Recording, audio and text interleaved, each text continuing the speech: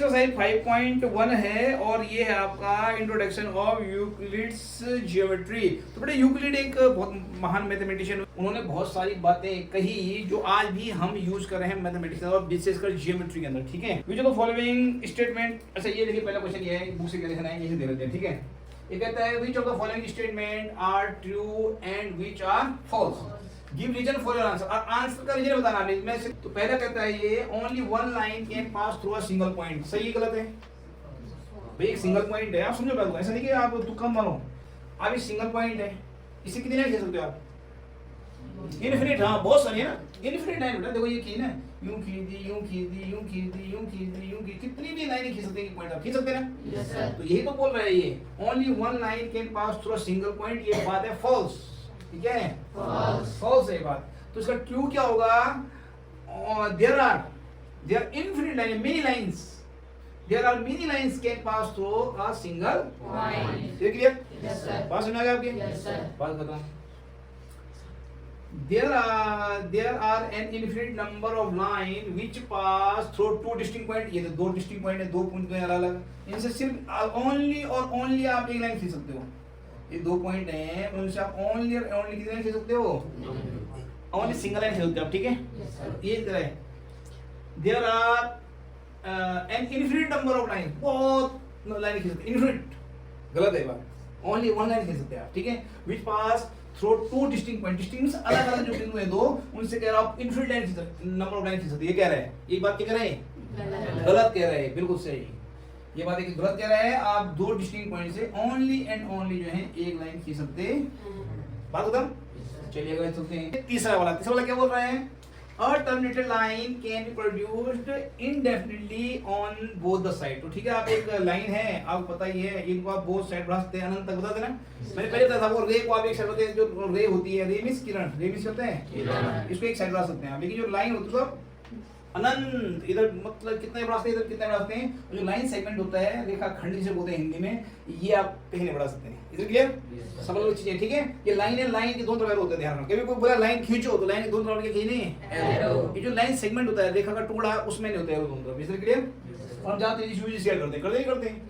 तो ठीक है, अगला देखिए आप, अभी पोस्टलेट, जिस पोस्टलेट पीछे लिखे हुए हैं ब्रैकेट में लिख दीजिएगा पोस्टलेट, ये पोस्टलेट वो जो, ठीक है, वो पीछे। अब आपका if two circle are equal then their radius are equal, बिल्कुल सही बात है। दो सर्कल अगर इक्वल होंगे, दो सर्कल क्या होंगे? इक्वल, उनका रेडियस भी इक्वल होगा, नहीं होगा? ये दूरी कितनी होगी, जितनी दूरी होगी। इधर क्लियर? Yes sir. चलिए, if A B equal to P Q और P Q equal to X Y then A B equal to, देखिए एक लाइन सेगमेंट है ए बी, जो लाइन ए बराबर है पी क्यू के, ए बराबर किसके? और पी क्यू किसके बराबर है?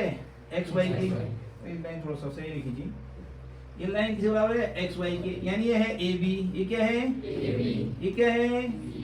पी क्यू, ये क्या है? X Y. ये कह रहा है ए बी बराबर है पी क्यू के और पी क्यू बराबर है एक्स वाई, तो जाहिर सी बात है ए बी बराबर होगा एक्स वाई के। इधर क्लियर? Yes sir. चलिए अब है नेक्स्ट, इसका क्या कहता है? Give our definition of for each of the following term, are there other term are needed to be defined first? What are they and how might you define them? यार definition आप लिख लीजिए सभी, लिख लोगे? Yes sir. समझाते हैं, पहला लाइन पता ना आप लोगों को? यस। मैं थोड़ा इनको वैसे आपको समझाता हूँ होते क्या है। ठीक है, डेफिनेशन आप देख लीजिए पीछे। ठीक है, तो पहले लाइन पता है कि भैया जो जिनकी भी जो है हमेशा अगर परपेंडिकुलर लेंथ का नापे, हम 90 डिग्री बनाते लेंथ नापे हैं, तो हर जगह इक्वल होगी, उन्हें कहते हैं पैरेलल लाइन। जैसे रेल की पटरी हो गई, ये बोर्ड ही हो गया, देखिए ये लाइन और ये लाइन देखिए इक्वली डिस्टेंस इनकी हर जगह है ना? Yes sir. ठीक, इसी प्रकार हो गया आपका परपेंडिकुलर लाइन। परपेंडिकुलर लाइन से बेटा ये पॉइंट है, ये लाइन कोई, ठीक है, परपेंडिकुलर लाइन कौन सी? ये परपेंडिकुलर लाइन नहीं होगी, ये परपेंडिकुलर लाइन नहीं होगी, ये होगी जो हमेशा 90 डिग्री बनाती बेटा। यहाँ पे अगर यहाँ से इस पॉइंट से हम यहाँ 90 बनाए नीचे वाली लाइन पे, ये 90 तो समझ लीजिए कि वो परपेंडिकुलर लाइन है, अदरवाइज नहीं है। ये परपेंडिकुलर लाइन नहीं है, ये परपेंडिकुलर लाइन नहीं है, ये भी नहीं है, लेकिन ये परपेंडिकुलर लाइन है। ठीक है, 90 डिग्री तक जैसे इस पेन को गिरा भी तो 90 बना तो गिरेगा इस प्लेन पे, तो ये परपेंडिकुलर होगा जो लाइन बन रही है। Is it clear? अगर यूं गिरेगा तो परपेंडिकुलर नहीं है। बात समझ गए आप लोगों के? Yes sir. हां, परपेंडिकुलर समझना आप लोगों ने। बेटा लाइन सेगमेंट में लाइन समझ पता था पीछे का आपको? Yes sir. है ना? अगर एरो बने होंगे तब नहीं है, एरो बिल्कुल नहीं होनी चाहिए दोनों तरफ, ये लाइन सेगमेंट है। यदि हम एरो बना दिए तभी लाइन है, तभी क्या है लाइन। तो लाइन सेगमेंट होगा ये इसी का लाइन का एक टुकड़ा निकाले मतलब लेके इसे एक टुकड़ा क्या समझ रहे बात आप? चलिए उसके बाद आपका अगला वर्ड क्या है? Radius of circle. पता है आपको जो एक सर्कल है उसका सेंटर से एक ऐसा बिंदु, रेडियस से कहते हैं, एक ऐसा पॉइंट होता है जो सर्कल के कहीं से भी इक्वल डिस्टेंस होती है इसकी। आई बात समझ में? 500 सेंटीमीटर, 4 है तो 4 सेंटीमीटर सारे 4 सेंटीमीटर, 3 सेंटीमीटर सारे 3 सेंटीमीटर। ये क्लियर? एक ऐसा पॉइंट होता है सर्कल के बीच में जिसको सर्कल कहीं भी टच करे तो इक्वल डिस्टेंस होती है, ठीक है? यानी कि कहीं इधर 4 सेंटीमीटर इधर मिला तो 3 सेंटीमीटर, तब वो रेडियस नहीं है।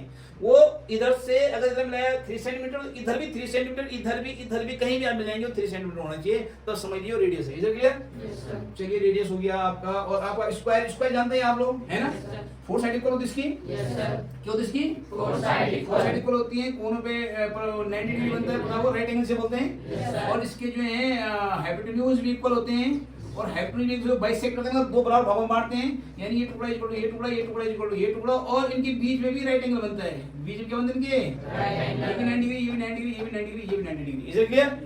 ये सारे गुण होते हैं स्क्वायर के, समझ रहे हैं? तो ये सब कुछ और गुण होते हैं जैसे कि इसका स्क्वायर प्लस इसका स्क्वायर इक्वल टू इसका स्क्वायर होता है, ये भी इसका एक, ठीक है, एक गुण है इसका, एक प्रॉपर्टी इसकी। Question number 3, consider two postulate given below. ठीक है जी।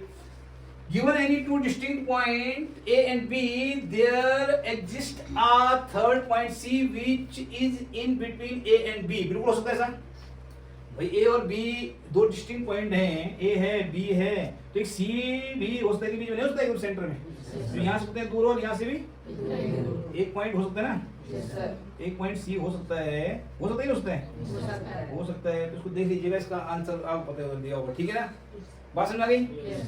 सेकंड है, there exist at least 3 point that are not on the same line.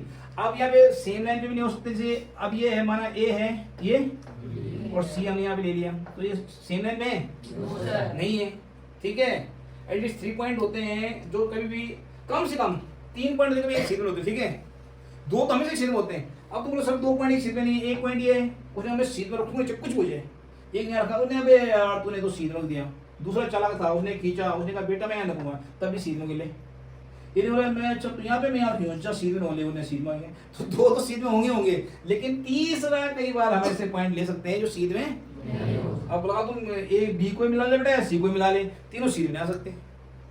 और सीध में जो तो यहाँ होना चाहिए, कहीं बीच में नहीं, अलग से होगा, डिस्टिंक्ट होगा, मतलब अलग जगह होगा, तब तो अलग होगा, मतलब उस लाइन के थोड़ा ऊपर नीचे होगा, तो तब तीनों एक साथ मिला सकते हैं आप। लेकिन अगर इसी लाइन पे तो खैर मिलियंस ऑफ पॉइंट्स हैं, A to B के बीच में कितने पॉइंट्स हैं? इनफिनिट एकदम अनंत, कोई नहीं गिन सकता इतने पॉइंट है, ठीक है? लेकिन जरा दाएं में कर दे तो फिर उसको नहीं गिन सकता उसी में, ठीक है? हैं भी और नहीं भी हैं तो हैं ही, लेकिन साइड में तब ये नहीं है। ये क्लियर? चलिए ये दे बड़े सब आंसर आपको समय समझा दिया है मोटा मोटा, और आप पीछे देख लीजिएगा बुक में, ठीक है? ये सब लिखा हुआ है, भाषा है, तो आप बना के सुंदर से लिख लीजिएगा, ठीक है? क्लियर? चलिए उसके बाद है ये पॉइंट C एक पॉइंट है जो बिटवीन A और B के बीच में C एक पॉइंट है। If C point is lie between point A and B। अब देखिए एक सीधा लिखे A और B है, और इसमें एक बिटवीन पॉइंट क्या है? C है, ठीक है? ये कहता है AC इक्वल टू BC, जो AC है और BC है दोनों इक्वल है, ठीक हो गया? Then prove that AC equal to half BC, half AB, ये हाफ 1/2, ठीक है? ये कहता है AC equal to half AB। अब देखिए आप कैसे होगा, देखो ये कहता है AC इक्वल टू BC है, ये मैं नहीं कर रहा, ये कर रहा है ना? यानी आप BC को AC लिख सकते हैं, यानी आप BC को AC लिख सकते हो, यानी दोनों क्या लिख दो आप? AC लिख दो, यानी AC plus BC equal to AB, equal to AB। अब AC को, अब हमें चाहिए AC, हमें क्या चाहिए? तो हमें गायब क्या करना है? BC को गायब करना है, तो इसको भी AC लिख दो, इसको क्या लिख दो? AC plus AC। कौन समझा?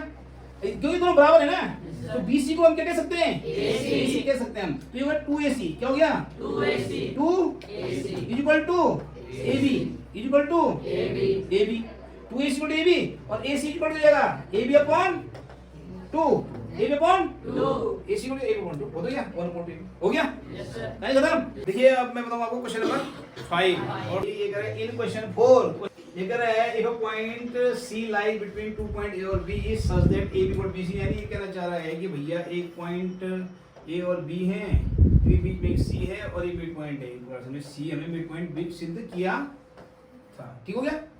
अभी क्या जो क्वेश्चन 4 में बातें हुई थी, ये कह रहा है आपने ये पता करना है कि भैया ओनली एक ही मिड पॉइंट होता है। हमें ये प्रूव करना है कि मिड पॉइंट ओनली एक ही होता है। ये क्वेश्चन नंबर 5 में कह रहा है बेटे। ठीक हो गया। या तो मिड पॉइंट प्रूव करना था इसको कि भाई सी मिड पॉइंट है तो 1.2, ये इस तरह से मैंने बताया था 1.2 था यहाँ पे ना, तो कल पता था आप लोगों को। yes, sir. तो अभी ये कहता है कि सी जो मिड पॉइंट है वो एक ही होता है, दो नहीं होते हैं। तो हम इसको सोल्व करेंगे यहाँ पे पीछे, ठीक है। और यहाँ पे हमने मान लिया एक लाइन हमने खींची और हमने मान लिया ये ए बी है, ए है, ये बी है और ये सी है और ये सी बी है। हमने मान लिया भाई दो मिड पॉइंट है। चलो मान लेते थोड़ा, देखिए दो मिड पॉइंट है, इसे क्लियर। जब दो मिड पॉइंट होंगे तो क्या होगा, A C is equal to B C होगा। ए सी इक्वल क्या होगा, क्योंकि सी मिड पॉइंट है। पहले सपोज करो सी क्या है मिड पॉइंट, पहले सी को मिड पॉइंट मान लेते हैं। तो क्या जाएगा आपको, दोनों को ए सी लिख दो या दोनों को लिख दो, ये लिख सकते हैं आप ए सी को लेते हैं पहले, ठीक है, ए सी लेते हैं, ठीक है। तो क्या कहते हैं ए सी इक्वल क्या लिखते हैं हम, A C equal to half A B, half A B का आधा होता है ए सी, क्योंकि मिड पॉइंट है सी, ठीक है। चाहे हाफ बी सी कर दो आप तभी चलेगा, बीसी को कह दो आप BC equal to half A B कर दो, चाहे A C equal to half A B कर दो। बात एक ही, ए बी का आधा है क्योंकि मिड पॉइंट है ना बीच में, तो आधा तो होगा इसका, पूरे क्या होगा ये, याद होगा नहीं होगा, चाहे ये ले लो चाहे ये ले लो, तुम्हारी मर्जी, ठीक है। कोई दिक्कत है, कोई दिक्कत नहीं। अब चलो इसी तरह से हो जाएगा A D is equal to B D, A D is equal to B D, क्यों, क्योंकि मिड पॉइंट डी है। अब मान लीजिए मिड पॉइंट डी है, लेट यहां लिखिए आप, let suppose we have two mid point C and D. पहले लिखिए आप suppose we have to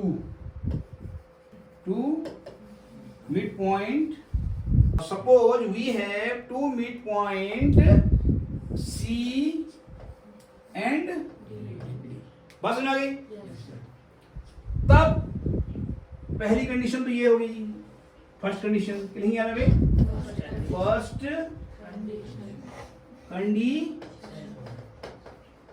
first condition में लिखेंगे आप, ठीक है। आगे समझ में बात। फिर लिखेंगे यहाँ पे सेकंड कंडीशन, यहाँ लिखेंगे आप सेकंड कंडीशन। कोई दिक्कत, सेकंड कंडीशन में क्या होगा, जब डी मिड पॉइंट है, जब डी क्या है मिड पॉइंट, तब AD is equal to BD होगा नहीं होगा, yes, sir. और जो AD होगा वो हाफ AB होगा नहीं होगा, yes, हाफ AB। कोई दिक्कत, बात समझ आ गई, yes, जब C मिड पॉइंट है तो AC हाफ AB होगा, जब D मिड पॉइंट है तो AD हाफ AB होगा। इधर क्लियर, yes, ये कितना है हाफ AB, ये कितना है हाफ AB। जब ये दोनों बराबर, इनकी वैल्यू तो बराबर होंगे, ठीक है। इसे फर्स्ट मान लीजिए, इसे क्या मान लीजिए सेकेंड, तब लिखिए फ्रॉम फर्स्ट एंड सेकेंड। इसके नीचे आप पहले ये लिखेंगे, इसके नीचे ये लिखेंगे, इसके नीचे वो लिखेंगे, बोलो आप नीचे लिख दीजिएगा, ठीक है। फ्रॉम फर्स्ट एंड सेकेंड क्या लिखेंगे आप, from equation first and second. तो AC is equal to AD, जब यहाँ हाफ AB भी है, ये भी हाफ AB है, जब ये तो बराबर होंगे, ए से डी बराबर होंगे ना, यानी यहाँ पे, यानी अब A से कट जाओ C इक्वल टू D। अब A से अगर A कट जाए तो A से N में कट जाओ तो क्या बचेगा, और C इक्वल टू और C इक्वल टू, यानी रियल में C और D एक ही जगह होंगे, कोइंसाइड। तब जो है एक ही मिड पॉइंट हो, क्योंकि C और D देखिए ना, यानी it is possible, it is only possible, यह तभी संभव है, यह when C and D are coincide, मतलब एक ही जगह पे, एक ही बिंदु पे है। सीआरडी में अलग माने लेकिन रियल में अलग नहीं है, एक ही जगह पे है दोनों। इधर क्लियर? Yes sir. आप बस समझाएंगे बात को? Yes sir. बस प्रूव किया भाई एक ही जगह पे, जाहिर बात है एक ही मिड पॉइंट होता है किसी भी रेखाखंड का, किसी भी लाइन का। इधर क्लियर? Yes sir. बात समझ में आ गई? Yes sir. अब है क्वेश्चन नंबर 6। क्वेश्चन नंबर 6 ये कहता है if AC is equal to BD, ये कहता है AC is equal to BD, यानी AC हो गया आपका यहां से यहां तक, ये जो है इसके बराबर है। ये कहता है AC is equal to BD, तो प्रूव करना है हमें कि AB और CD बराबर है। AB और CD बराबर है, कोई दिक्कत नहीं है, यहीं पे सॉल्व कर लेते हैं। कर लें तो पहले AC को, AC को क्या लिख सकते हैं आप? सॉल्यूशन, ठीक है। AC को लिखेंगे आप, AC को लिखेंगे आप AB प्लस, लिख सकते हैं? AC को लिख सकते हैं हम AB प्लस BC, ठीक हो गया। AC को हम जो है AB प्लस BC लिख सकते हैं, और BD को क्या लिख सकते हैं हम लोग? BD के लिख सकते हैं, ये आप नीचे लाइन लिखिएगा, ठीक है। BD के लिख सकते हैं हम लोग बिल्कुल लिख सकते हैं आप BC प्लस CD, बिल्कुल सही लिखा आपने। CD प्लस BC बोलिए, BC और CD बोलो। इधर क्लियर? ठीक हो गया। अब इसने कहा कि AB इज इक्वल टू, ये हमने कह रहे हैं इसे दिया हुआ है, तो जाहिर बात है ये जो इन्होंने इसको हमने तोड़ा, इसको तोड़ा, ये दोनों तो बराबर होंगे क्योंकि ये दोनों क्या हैं, तो ये भी तो बराबर होंगे। कौन सा वाली बात है ना?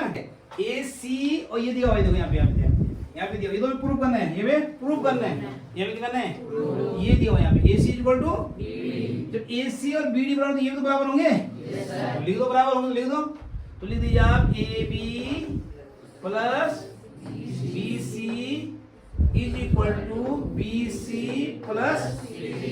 कोई दिक्कत? अब आप देखो यहाँ पे BC है, यहाँ पे BC है, हो गया eliminate. AB is equal to hence AB is equal to, बस कोई दिक्कत? यही हमें प्रूव करना हो गया। प्रूफ समझ में आइए? चलिए कर लीजिएगा, फिर आप स्टेप बाय स्टेप नीचे कीजिएगा, ठीक है। पहले क्वेश्चन लिखिएगा, फिर सॉल्यूशन के बाद पहले ये बनाइएगा, फिर देन कीजिएगा। Is clear? चलिए क्वेश्चन नंबर 7 याद करिए हम। Why is axiom 5 is the list of Euclid's axiom considered a universal truth? देखिए जरा कहाँ पे axiom 5 देखिए।